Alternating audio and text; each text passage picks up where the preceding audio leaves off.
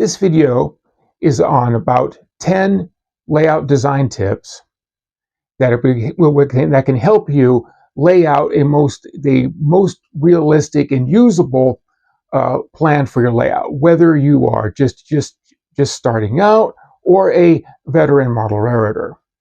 This particular video is based on the following on two previous videos that I have done. One is called the five planning points, which kind of takes an overall idea to figure out what a potential scale could be, and then our three critical point video, which deals with the kind of overall space planning. And I will link to both of those at the playlist at the end of the video. The first point is looking at curvature.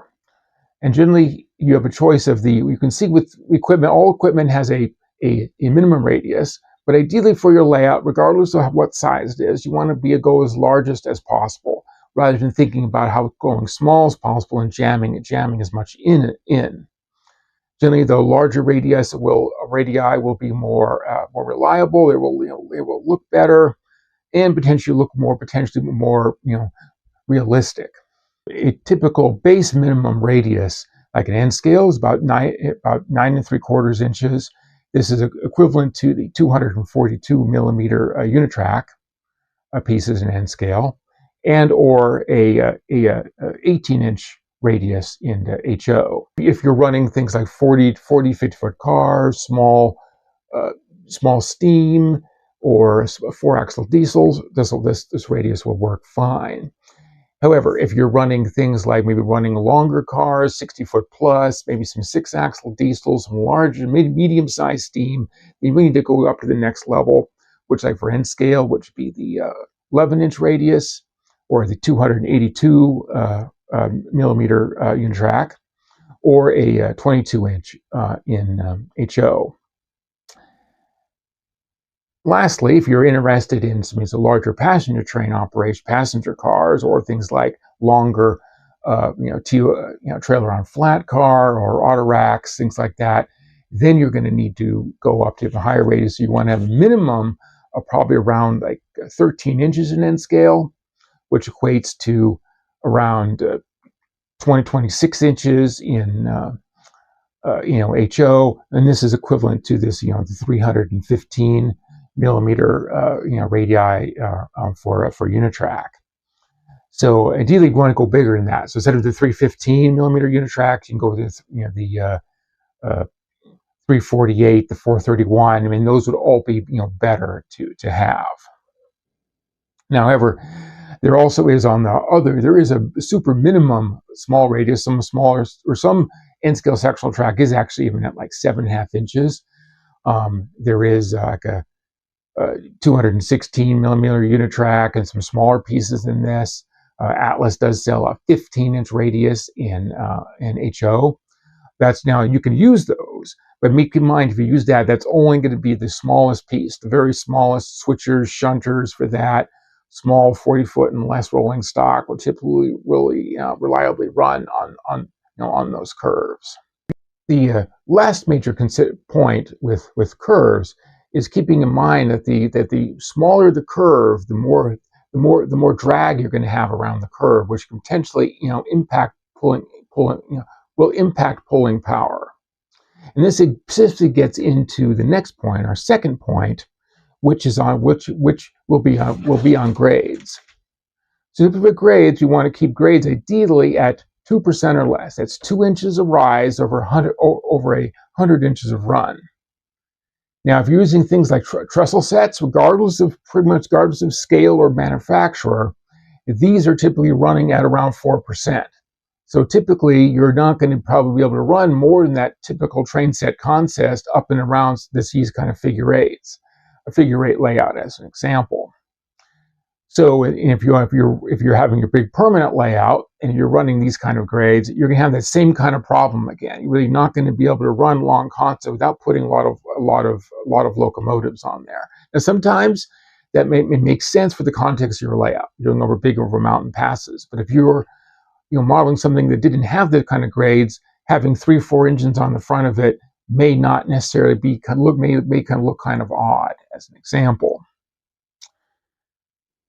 So again, we guys have to note that again, when you're dealing with grades, we're going to have to make sure that you're trying to minimize the amount of curvature in the grade, because that curvature is almost going, sometimes it can actually almost double that effective length. That 2%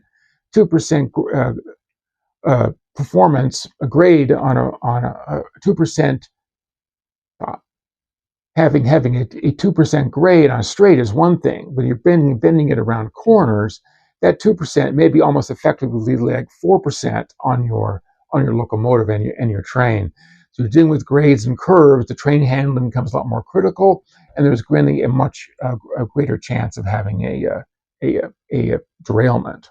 Our third point is where possible, we want to try to do is not have the track parallel to the edge of the table. Now I realize if you're doing like modules, things like that, module standards like N track, T track, generally the standard is that's where it's going to be, unless you have like a long module where you can vary things a bit.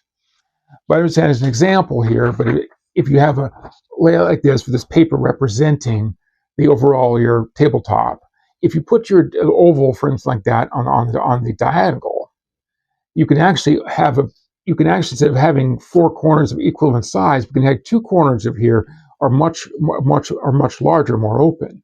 So potentially you could have expanded town side or industry, more room for industries on the outside here, or a yard, or some additional features that you couldn't do if you had it, equivalent space and had like this level of a same size all the way around. So you can make it a bit more interesting to run. Now, however, if you not running a tabletop island layout, you can do this on shelf layouts and things like that. And so you can introduce your curvature like this. Instead of running straight down right in the center of modules, you can vary it this way. Now, we're doing things like this. This is going to introduce this concept of a cosmetic curve. And this is kind of very different from, say, a functional curve. Functional curve is going to be like curve around a corner, or the curve around your oval, because you have to bend around your table or fit your space. These kind of curves, cosmetic curves, where you really didn't have to curve, but it's more you're doing it for scenic things. These might be going around a hill or following a river. However, these can introduce some complications. It gets into our third point, because it gets into the concept of S curves. And a S curve is where you're going to have the track's going to bend in one direction and then goes and bends in the other direction. So we have an example here, a couple pieces of unit track, so you can see that its track is bending in one direction, the other direction. The complication with these are that depending on how long your rolling stock is, you can actually have your car at one end is bending in one direction, at the other end is bending in the other direction. This is going to introduce almost like a twist in the car, and then it can more easily have a derailment, especially the longer cars. So we want to solve this problem is that you need to have a piece of straight track in between your curves. So what you need to have is that straight track needs to be equal or longer than your longest piece of equipment. So again, the longer the better. What you want is that you want the car piece of equipment, locomotive too, to completely straighten out before it starts bending in the opposite direction. So here's an example here. I'm going to show this here with our 2 pieces of unit track. If I take like a short car, like this, 40-foot box car, and we get on a 40-foot track, you can see that in the middle here, that curve, that box car is relatively straight. If the car is short enough that it fits nice in the end of the curve, and you can run this through, and it's not really going. It's not really. Oops, or derailed there. It's not necessarily going to have too much of a problem on a curve like this. Now, if you're running like here, where we're having a 85-foot passenger car as an example, going through this same curve, you can see here, it's actually this car here. It is substantially being bent in one direction and bent in the other direction. And then you're trying to run it here. Well, it can run here. Obviously, it will pull the adjacent cars off the track because it's too far. There's much greater chance for something derailing in here. What we want to do, again with this, is put a longer piece of track like this. You note this straight track. See, that track is longer than the car. The car is long. We know it's much more easier to re-rail this way. So here we have the trains, cars over here, comes here, it completely straightens out before it goes back the other direction. Now, you don't necessarily have to have an issue like this to have the S-curve problem, like on some sort of cosmetic feature on your rural main line, for instance, like this. This S-curve issue can also show up in sidings. So here, you can have an S-curve. Train comes off the main, goes straight, and then bends onto the siding.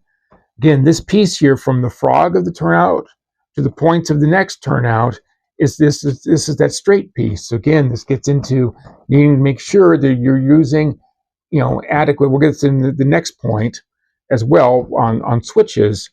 But this gets to the next point here. You need to have, again, that adequate straight portion here in order to not have a problem. Now, of course, you can do this. You can have S-curves for like yard ladders and things. But note, for a yard ladder, the straight section, you have multiple switches in here. Your equipment's going to straighten out before it gets into the succession tracks. It's really only the issue for the first track. Another thing is you can have a more complicated arrangement. Say you have this layover track here on an edge of a double track line with these crossovers.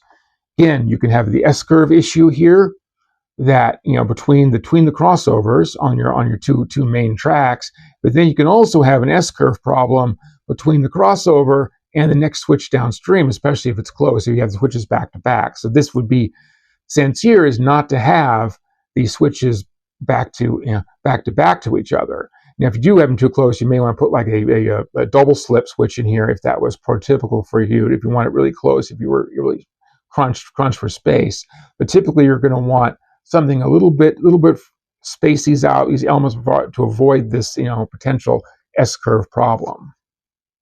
Fifth point, which is switches, and like we said, again, this straight track this is directly related to the size of the switch. So if we're dealing with again small steam 4-axle diesel 40 and 50 foot cars, the number 4 switch is workable. So these works for industrial areas, for instance. We've done shunting cars around. If you're running more like 6-axle diesels and longer freight cars, then the number 6 switches would be what you'd want to aim for. Now, and also if you're looking for 80-foot cars and longer, then or long passenger cars, long diesels, large steam, then you need to go to a number 8 or larger. So here's simple kind of table here. So you got to remember here. So if you're looking at 40-foot cars, number 4, 60-foot cars, number 6, 80-foot cars, number 8. But again, these are kind of like minimums. So if you have you're an N scale and you can get Atlas number 10 switches for your main line, that's better. If you can get larger switches and 10s, 12s, or you want to handle stuff and much larger, the better. But you really don't want to, switches are generally the problem areas where most derailments will occur on or near a switch.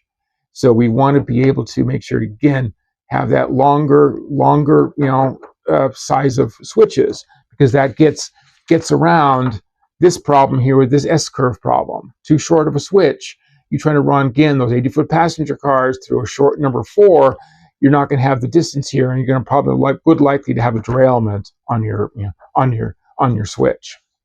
The 6th point is generally we want to watch for, I would say, accidental reversing sections. And this is something that can occur when you're just beginning, you're drawing your plan out and think, hey, maybe I want to has some fancy track work. Generally, you want to do is don't try doing your first layouts to jam as much track in as possible and overcomplicate it. Frankly, it's very easy to do that. Track is relatively easy to lay, but however, it will be a sense of frustration, especially if you have accidental reversing sections. An example like this: if you have track that looks tracked like this, and you have a Y like this, so if any place where you can take your train here, you're coming from this direction, and you can say travel up here and stop back up and come down here and come here. Any place where like this, where you can come back on the same point in the opposite direction, there's going to be an electrical short here. Same thing here with this reverse loop. You can come in here and go around the loop and then back. You'll have a short at this point. And I'm not going to tell you how to, dress and wire these up in this particular video. But you'll note that this is going to require some sort of like a double pole, double throw switch for a DC layout, or you might need an auto reverser for a DCC layout. But you'll need to address it in degree to avoid this. A lot of times, all complicated plans can have reverse loops and Ys buried into junctions and things like that. So be very careful if you have these. Again, if you're, I would advise you, if you're a beginner, just to stay away from these for now, get some practice in wiring before you kind of tackle these. The seventh point is for plans you want to do is allow for some runarounds. What I mean by runaround, this is basically again like you're siding like this. So you can run around a train. Now this is typically called a runaround or a passing track. Generally, for passing track, it needs to be this track here needs to be longer than your typical, at least the length of your typical train length that you're running. But the runaround type of things will allow you to address both trailing and facing type switches. So it's really kind of important where you can have some of the different kind of again for variety. There are plenty of plans out there, for instance, that only have like a trailing switch where you come along this way and then you just back up and switch out like this. But you need to have the runaround track here, so you can come around here, pull the whole train in, cut the engine off, bring it around the track, and then be able to couple on and then switch and then tackle this facing point spur. Of course, notice if your train's coming from the opposite direction, both of these are going to flip. This is going to be the trailing point, this will be the facing point. This allows having a runaround somewhere on your layout will really improve your overall operations. The eighth point is proper addressing of switchback spurs. Switchback spurs are relatively common on model railroads. They're much more common, I think, on a model railroad than the prototype. However, there's a way to do it and a way not to do it. And frankly, switchback spurs a lot of times are model railroads because that's the only way we can get the proper sidings on your layout, especially if you're running things in modular layouts where things are a bit more tight. And typically what this happens is that this top issue happens. Well, we have our switchback here, and the switchback spur is basically where a train comes off the way and has reverse direction to spot the industry here. Now, I've switched this kind of problem before, is where your tail track is much shorter than the industry it services. So this one here only has 2 cars. It beats a locomotive and 1 car on the tail, but the industries has six spots. Then to switch this, you have to do this 6 times, 1, 2, the rest 6, 1 car at a time to take them out and 1 car to put them back. I've done this before. After a couple times, it's extremely frustrating for yourself or your visitor operators. We don't want to do this. What you want to do is to have the switchback in such a way so the tail track, the total number of cars in the industry plus the switcher is just as long. So here we have a 3-car industry, 3 car spots here. Our tail track's 4 cars. So that way here we can come in with our switcher and we can literally pull all 3 cars at once, push them back here, and the same thing when dropping the cars off. You can spot all 3 cars in one general movement instead of doing multiple. Because the best you would do as a beginner, model railroader or planner, or even a beginner into operations, you want to minimize these kind of frustrating things. If you have this on your layout, more likely you'll probably end up modifying your track plan to do things like this to avoid these kinds of issues.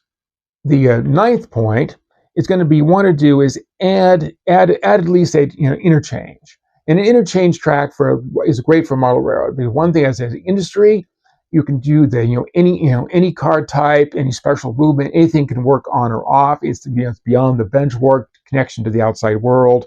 So again, with like our simple oval plan interchange, doesn't have to be anything fancy. It just be a separate track running off the layout. Now, you can, if you have extra room, say running along a shelf, you could do this. You could just put it along here and have this that simple spur as example, or maybe a bigger, longer room. You could have some extra tail tracks representing inbound, outbound, or in specific industries, saying off the interchange. Or you could do it like this, even have a small yard or something like that with its own runaround track. This would work especially if this one here is located substantially further away. Having a interchange of some sort would really add to the greater flexibility and operations on your layout. Then lastly, part of it is wanted to kind of consideration for a single track or double track on your layout. Now, generally, a lot of folks are starting off with train running, which is great. Do keep in mind if you want for running trains, if you're adding like more tracks you add on an oval especially, it'll make your layout look smaller. So a double track will generally look smaller than a single, or a triple or something that will look smaller than a double. But the more tracks you add, again, it'll look a bit smaller, which is okay. Again, you can disguise a lot of these turn-back curves with, retaining walls and tunnels and things like that, or cities that blocks that stand over the top of them. You can do a lot. But really the important piece here, if you're doing multiple tracks, most for flexibility, you want to be able to put a couple crossovers in here to go, there's a couple spots to go that you can switch from track to track. This will allow, especially if you happen to have a plan like this, which has industrial spurs in and out, you can use this part of this over here as that passing siding to pass two trains, or going in the same direction, or overtaking, or you can have it being a runaround track.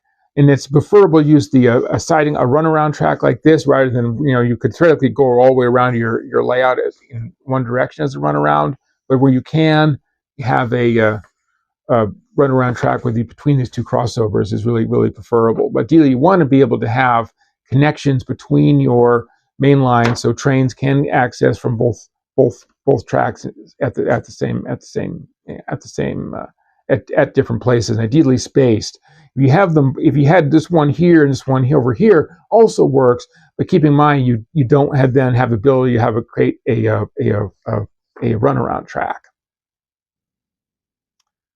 So with these 10 points, will help you come up with a better overall plan and model with your model railroad, whether you design it, draw it to scale on pieces of paper, or take pieces of Unitrack and just play and put them together and lay on, see what on your surface to see what works. Now, if you like this kind of content from me, please set your notifications on, so you'll know when a new video from me arrives. And please give me a like and or consider subscribing to the channel. Thank you for watching.